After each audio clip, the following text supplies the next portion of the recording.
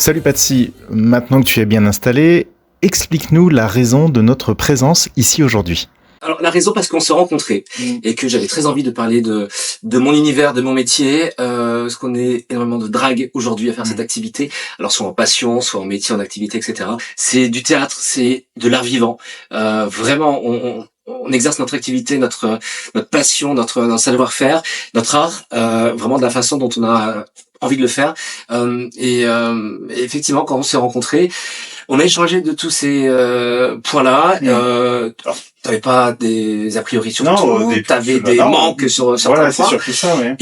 Et en fait, ça a fait écho à plein de gens que je rencontre au quotidien, qui se posent beaucoup de questions sur encore aujourd'hui, qui nous sommes, pourquoi, comment ça se passe, qu'est-ce qu'il y a derrière, où est-ce qu'on peut aller voir des draps, ça leur paraît tellement lunaire, tu vois.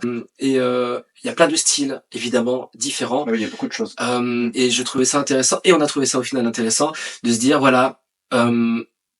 Pourquoi ne pas parler des dragues en allant à leur rencontre, en mettant en avant des dragues qui sont à l'opposé les unes des autres, les uns des autres, dans la société d'aujourd'hui, quand on parle de non-binarité, quand on parle de genre, quand on parle de nos activités, tout notre univers aujourd'hui fait écho à ce qui se passe dans la société de 2023, 24, 25 et ce qui va arriver évidemment Alors, après. beaucoup là, Voilà. on dit beaucoup. Ça veut dire que On va partir à la rencontre des dragues, t'as chérie. l'intention de me faire faire des trucs parce que Exactement. On va partir en immersion. D'accord. Ouais. Donc ça veut dire que je vous ai choisi quelques artistes, d'accord, au moins pour cette première saison. On va partir à la rencontre. Donc les artistes vont nous accueillir avant, après. Moment intime de préparation, etc. On rentre dans le personnage et après sur scène, en événement, en soirée et compagnie. Donc ça veut dire qu'il y aura un avant, un après, et ça va nous permettre de rentrer un peu plus dans l'intimité des dragues et des créatures. Donc ça veut dire qu'on part sur le terrain. Ouais. Alors merci pour toutes ces explications, mais maintenant j'ai une autre question. Quand on parle de créatures, on parle de drague, mais on parle aussi de quoi d'autre ? Ce qu'on appelle les club kids ou les drag queer, voilà, qui sont on peut faire cet art-là sans être genré. Alors, le club kid et le drag queer, c'est des tu fais un peu comme tu veux. Oui, c'est pas des personnages totalement non genrés, non binaires. Enfin, on peut être aussi dans cette activité-là beaucoup plus abstrait que les personnages king ou queen qui sont pour le coup genrés, qui prédominent. Ah oui, d'accord. Donc oui, on a drag king, drag queen, et on a d'un autre côté des personnages plus en lien avec le nom de l'émission, créature, c'est ça? On peut, mais exactement. Après, donc tout ça, que ce soit drag ou transformiste, on est vraiment sur la partie artistique, d'accord, de l'activité. Okay.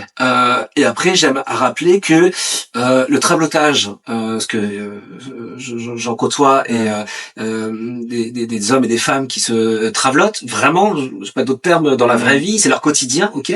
C'est de l'intime. Et puis évidemment les parcours de transidentité, tout ça c'est de l'intime. Et c'est vrai que quand on n'est pas habitué, quand on connaît pas la culture queer ou l'univers drag, encore aujourd'hui 2023, on se mélange, beaucoup de personnes se mélangent les pinceaux. Alors oui, ça fait cliché à dire, mais ça vient plutôt de communauté hétéro qui se pose beaucoup de questions, parce qu'encore une fois, beaucoup sont intéressés par notre univers. Mais voilà, vraiment, je rappelle à chaque fois la différence entre l'aspect artistique et l'aspect privé, intime, où il n'y a pas forcément de lien prédominant. La seule différence que tu peux avoir un artiste drag qui, grâce à son drag, peut, dans son parcours personnel, entamer, pourquoi pas, ça lui permet de faire des premiers pas, et entamer, pourquoi pas, un parcours de transition. Mais le grand public, les gens de tous les jours, ils ont du mal parfois à vous identifier en fait. Bah ouais, parce que certains se demandent si on fait partie de la communauté trans, si on est gay, lesbienne, bi, pan, tout ce que tu veux, ou hétéro. Ils se rendent pas compte en fait, ils comprennent pas le fait qu'on puisse être artiste, choisir cette activité de d'art vivant et puis d'avoir une vraie vie privée à côté, ou de vraiment revendiquer la culture queer, la culture LGBT, le côté tout ce qui fait les questionnements aujourd'hui de la culture LGBT et que les dragues puissent mettre ça en avant, que certaines en porte-parole, d'accord, que certains ou certaines dragues l'activité même de cet art leur permet, dans leur parcours personnel, de un jour peut-être d'entamer une transition. En fait, les frontières sont assez minces. Il y a beaucoup de choses. Ça veut dire que. Mais ça, en fait, c'est la vraie vie, le drag. Chez nous, c'est la vraie vie. Ouais. Ça veut dire que tous les cas de figure peuvent exister, d'accord, et que c'est vrai que le public rencontrant tel ou tel artiste peut se poser la question du comment, du pourquoi par rapport à sa propre vie. La communauté LGBT aujourd'hui connaît un peu plus évidemment le drag, comment ça fonctionne, qui sommes-nous, ok. Et je trouve qu'il y a encore beaucoup de travail sur la communauté hétéro, et pourtant une grosse part adore ça, viennent au spectacle, viennent en événements ou soirées drag, et sans trop savoir en gros comment ça fonctionne. Et effectivement, quand on me demande ma sexualité, mon sexe, en me disant c'est bien, tu t'assumes dans ta vraie vie, c'est pas limpide. Dans leur esprit c'est pas limpide, et donc certains ont juste la curiosité, donc ils viennent te voir gentiment pour te poser la question. D'autres tâtonnent, savent pas trop, ils sont un peu fermés, donc c'est plutôt toi qui va les chercher, etc.